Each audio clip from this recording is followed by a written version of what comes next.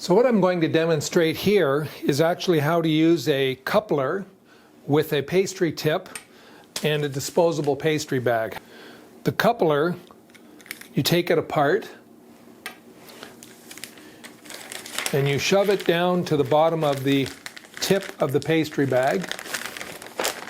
Then you'll take a pen and you'll mark at the first thread where you're going to cut it. Cut it off. Shove the pastry coupler in. Put your tip on. And then your locking nut. So using a holder, you'll take your pastry bag, put it over the holder,